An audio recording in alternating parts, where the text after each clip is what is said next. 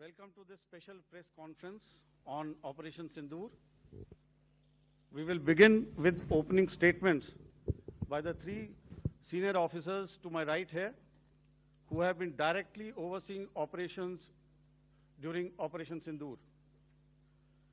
We have Lieutenant General Rajiv Ghai, Director General Military Operations, who will cover the aspects related to land domain. Air Marshal A.K. Bharti, to his right, Director General Air Operations, will provide insights on the air domain. And to my right is Vice Admiral A.N. Pramod, Director General Naval Operations, who will cover aspects on maritime domain. Following their briefings, we will move on to the question-answer session. I now request the DGMO to commence the opening brief. Thank you, Sandeep. A very good evening to all of you, ladies and gentlemen. You are all by now familiar with the brutality and the dastardly manner in which 26 innocent lives were prematurely terminated at Pahalgam on the 22nd of April.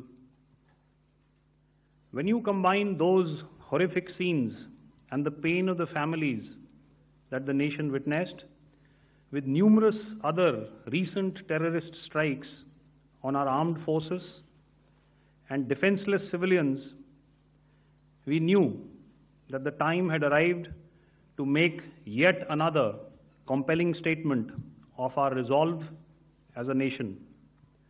Operation Sindoor was conceptualized with a clear military aim to punish the perpetrators and planners of terror and to destroy their terror infrastructure.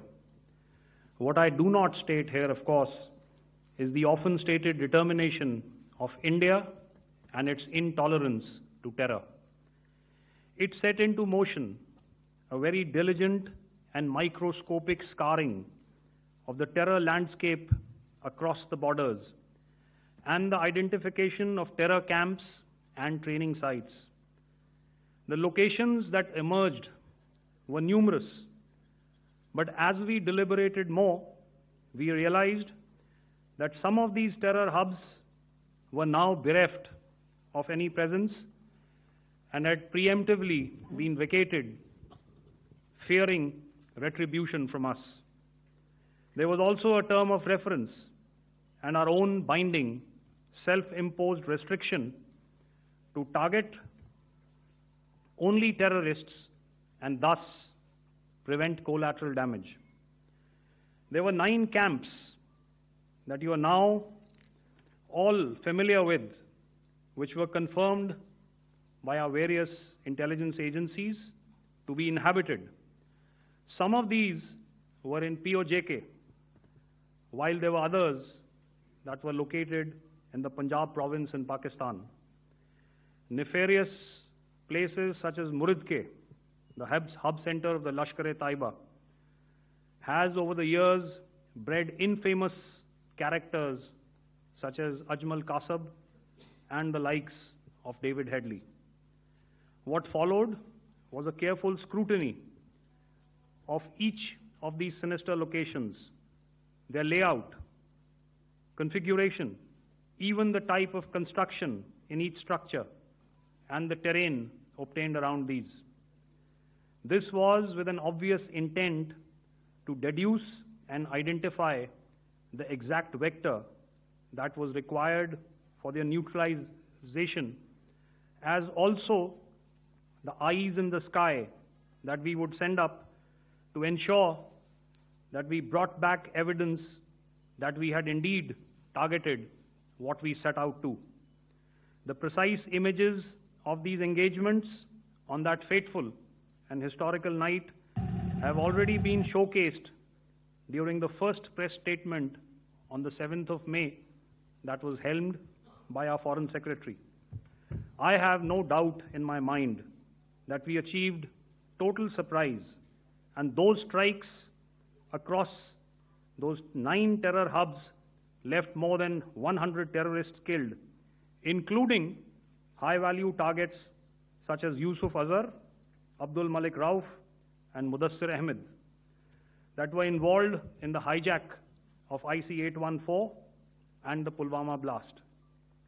The line of control was also violated soon after by Pakistan, and the erratic and rattled response of our enemy was apparent from the number of civilians, inhabited villages, and religious sites such as Gurudwaras that were unfortunately hit by them, leading to a sad loss of lives. The Indian Air Force played a major part in these strikes by engaging some of these camps, and the Indian Navy provided wherewithal in terms of precision munitions. The Indian Air Force obviously had their assets up in the sky, and I will here request Air Marshal Bharti, the Director General of Air Operations, to detail for you the methodology that the men in blue adopted to successfully manifest this mission. Thank you, Rajiv. A very good evening, ladies and gentlemen. It indeed is a difficult time that we have to come here like this and brief you. We could have done without this, but we had no choice. As the DGMO has detailed, the event was precipitated by the dastardly act at Pahalgam.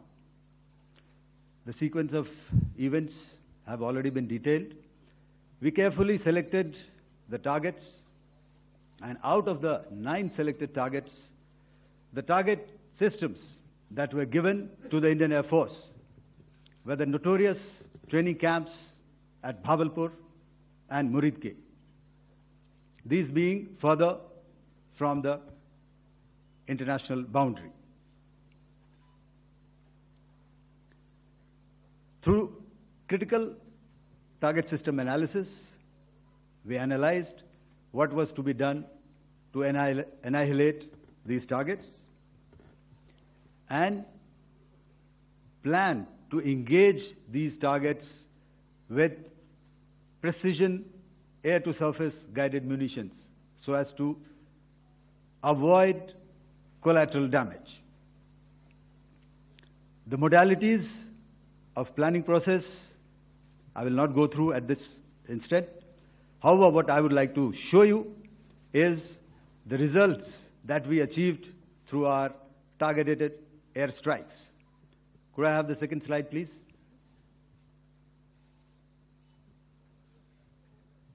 Yeah, change, please.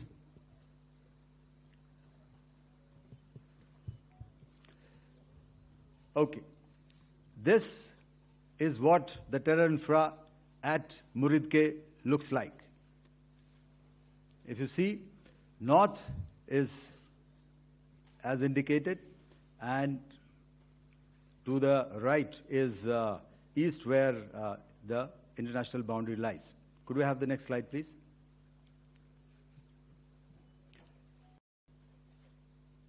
Orientating. Just go back to one slide. Okay. Please have a look at this red building, the series of buildings out here, and this empty ground. Next.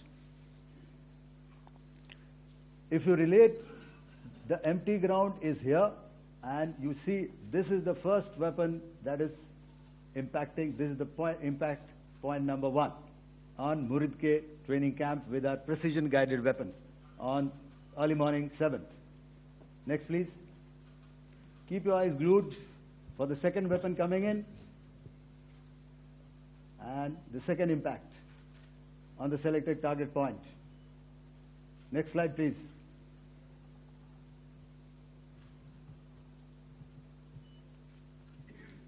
Third weapon, third impact.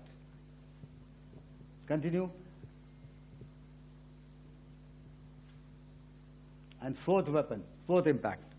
So these, through these targeted and precision targeting, we addressed the target at Muridke, which was the turning infrastructure. Can you hear me? All right. Okay, I'll come closer to the mic. Now we go to the next target, which is the Bhavalpur training camp. Next slide, please. Okay, just wait. So the effect, if you see, the impact point, if I can point out, this is the impact point. The ammunition has gone through the roof and it has created a blast inside, the photographs of which you would have, all of you would have seen. And the red building, after that, there was this double-story building. It has been completely decimated by precision targeting. Next, please. The target system, which was in the north, a series of buildings. I'll show you how it looked. Next. Completely destroyed by our precision targeting. Next. Now coming to Bhavalpur, this is the target complex that we are dealing with, a fairly large target complex. So we had to carefully choose the points that we needed to address, which were high value and which would meet our stated objectives of eliminating the terrorists. I would like to draw your attention to this red canopy, and in relation to that, I would cover the targets. One target system is a series of buildings here, other one here, and other one out here. Next slide, please. This is how it looked before, and this is how the building looked after the impact of the weapon. And orientation in relation to this red canopy, you can see here. Next, please. Before, next, and after. The roofs have completely collapsed. Next.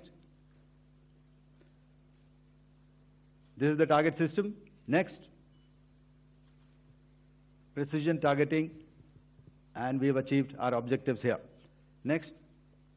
All right. So that was what we did on the 7th. Our objective was to address these two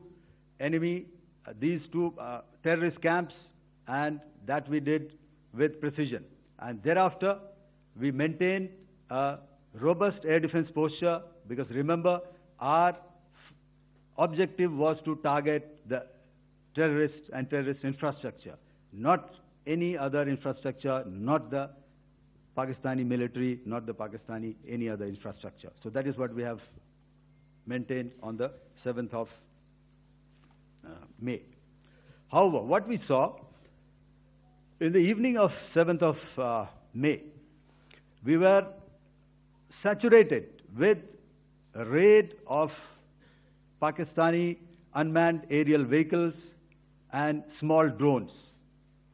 And these came in waves in our civilian areas, over our military installations, and all of them were successfully intercepted. Few of them did manage to land. However, there was not much damage that they did. And we have our robust counter-US hard kill and soft kill systems which did the job. However, the difference here was that we had targeted the terrorists. The adversary now has targeted our civilians and the military infrastructure. So it had to be responded to.